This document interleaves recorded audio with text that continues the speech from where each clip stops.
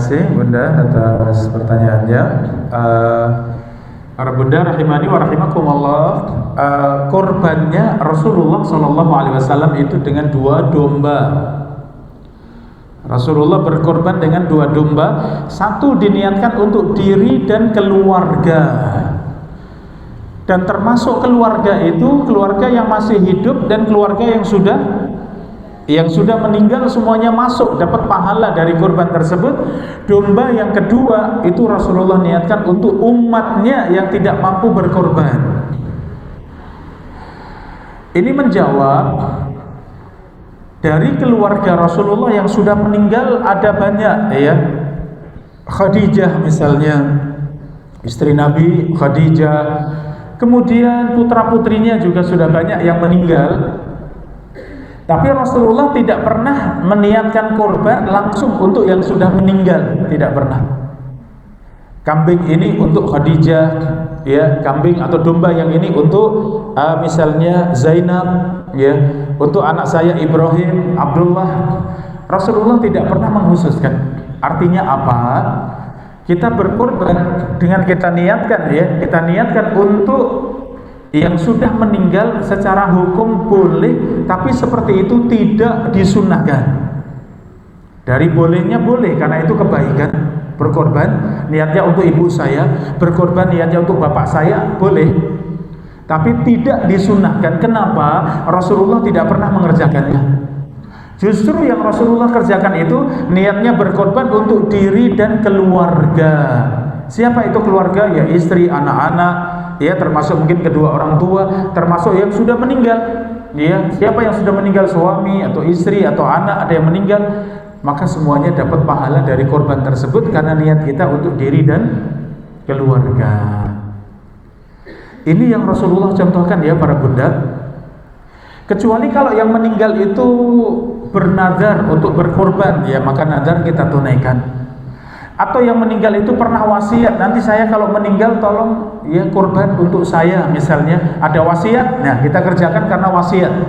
Tapi kalau tidak ada wasiat, maka mengkhususkan itu tidak disunahkan, ya, tapi mengerjakannya boleh. Artinya sesekali karena tadi pengen sekali ya rindu dengan ibu, pengen korban ini untuk ibu misalnya, itu boleh. Ya seperti itu boleh. Tapi kalau yang lebih tepat, lebih sesuai dengan sunnah, itu korban kita niatkan untuk diri dan keluarga. Dan korban para bunda urutannya, korban 1 onta utuh lebih baik, 1 sapi utuh itu di bawahnya onta, kemudian baru domba, ya domba. Antara domba dengan 1 bagian sapi lebih baik mana? Pada asalnya lebih baik domba pada asalnya, karena itu 1 nyawa kita sembelih atas nama seorang, ya, itu lebih baik. Tapi kalau ada maslahat dengan sapi, saya dapat lebih banyak, saya lebih banyak berbagi, kok saya lebih tenang sapi, silahkan, itu juga boleh. Walaupun pada asalnya domba lebih baik, ya seperti itu. Jadi ini kaitan dengan berkorban. Alhamdulillah sebentar lagi kita masuk Idul Kurban, ya, sudah bersiap-siap ya untuk cari ya sembelihan kurban ya para bunda. Mudah-mudahan ya kurban kita semuanya dimudahkan Allah dan diterima Allah Subhanahu wa taala. Demikian Ibu, ya, Allah taala a'lam bissawab. Ya, alhamdulillah Ibu ya atas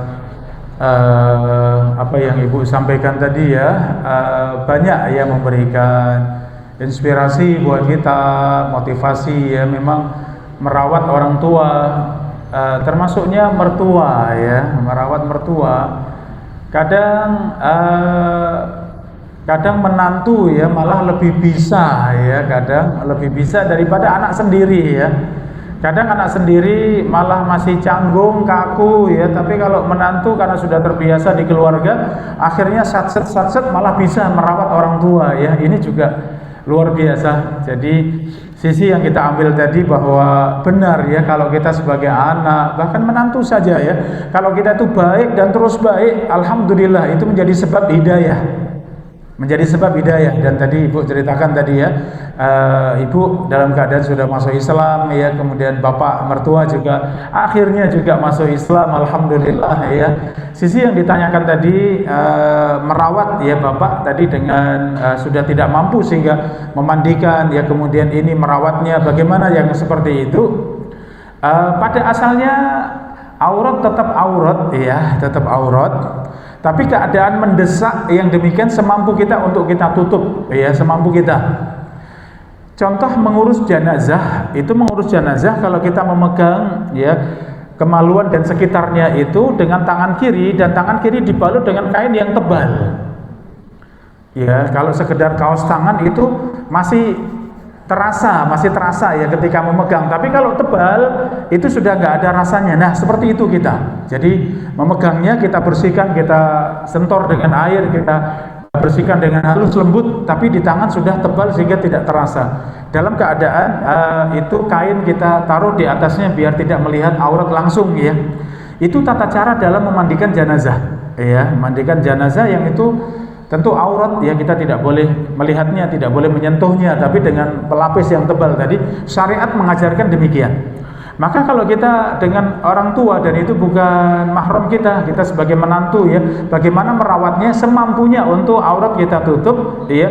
Kalau kita bantu untuk mandi tadi ya boleh saja, tapi keadaan memang mendesak tadi ya boleh, tapi dengan usahakan yang di tangan kita ini dengan kain yang tebal sehingga kalaupun menyentuh itu tidak sampai terasa di tangan kita ya. Ini para bunda, jadi kalau tidak ada orang lain boleh bunda ya, tidak ada orang lain dari anak kandung yang itu mahramnya ya, mungkin anak laki, anak perempuan. Kalau yang dirawat bapak dan itu anak perempuan boleh tidak? Boleh ya, tapi cuman tadi dengan kain yang agak tebal sehingga ketika merawat tadi tidak menyentuh langsung dan tidak terasa di tangan kita ya. Kalau anak tidak ada dengan menantu bagaimana, boleh tidak para bunda? Boleh ya, itu keadaan mendesak. Siapa lagi yang mau merawat ya kalau bukan kita? Kadang sudah nggak mampu, sudah di atas tempat tidur, duduk saja sudah tidak mampu, kita yang buka kanan, buka kiri, kita lap, kita kompres, kita bersihkan ya, nggak apa-apa seperti itu. Demikian ibu ya, mudah-mudahan jadi amal jariah, amal kebaikan ya untuk panjenengan dan keluarga semuanya. Alhamdulillah selamat ya bisa bawa mertua ya untuk masuk dalam Islam, ini luar biasa. Dan itu yang kita bahas, tidak ada yang terbaik untuk orang tua kecuali hidayah, apalagi Islam ya. Tidak ada yang terbaik hadiah untuk orang tua kecuali Islam dan hidayah. Demikian, wallahu taala a'lam bissawab. Jadi terima kasih atas pertanyaannya. Para bunda, akikah itu tugas orang tua dan hukumnya adalah fardu kifayah atau sunnah muakkadah. Hukum yang paling kuat itu sunnah, tapi sangat dianjurkan, sangat ditekankan ya para bunda. Artinya kalau orang tua mampu jangan sampai tidak akikah ya, usahakan bisa akikah. Bahkan tidak mampu, suatu saat mampu maka usahakan akikah. Walaupun anak sudah besar, anak sudah TK, sudah SD, sudah SMP, kemudian mampu, segera akikahi anak ya. Karena akikah itu tugas siapa? Orang tua, maksudnya adalah ayah, karena yang wajib menafkahi itu ayah ya, bukan bunda. Bunda tidak, itu kewajiban ayah. Kalau kemudian sampai ayah meninggal belum akikah, apakah anak disunahkan untuk mengakikahi diri sendiri? Para bunda, sebagian ulama membolehkan kalau memang belum diakikahi kemudian menyembelih ya untuk menggantikan orang tua karena dulu tidak mampu akikah kemudian diakikahi, yang demikian sebagian ulama membolehkan. Tapi secara umum dalam kaidah tadi, karena itu tugasnya seorang ayah, maka cukup sampai pada ayah. Ketika tidak mampu maka gugur ya. Kalau sudah tidak mampu maka kewajibannya gugur. Ini. Sehingga pertanyaan tadi, kalau ibu atau ayah sudah meninggal dan belum diakikahi, bagaimana anak mau mengakikahi orang tua? Boleh tidaknya? Boleh. Secara hukum boleh, tapi tidak wajib ya, tidak harus. Tapi kalau bolehnya boleh, anak mengakikahi diri sendiri karena orang tua tidak mampu, atau orang tuanya bahkan belum akikah pengen menyembelih untuk orang tua, yang demikian boleh, tapi tidak tidak wajib ya, karena memang itu tugas siapa tadi? Tugasnya orang tua, khususnya adalah ayah ya. Demikian wallahu taala alam bissawab, wabillahi taufik wal hidayah. Assalamualaikum warahmatullahi wabarakatuh.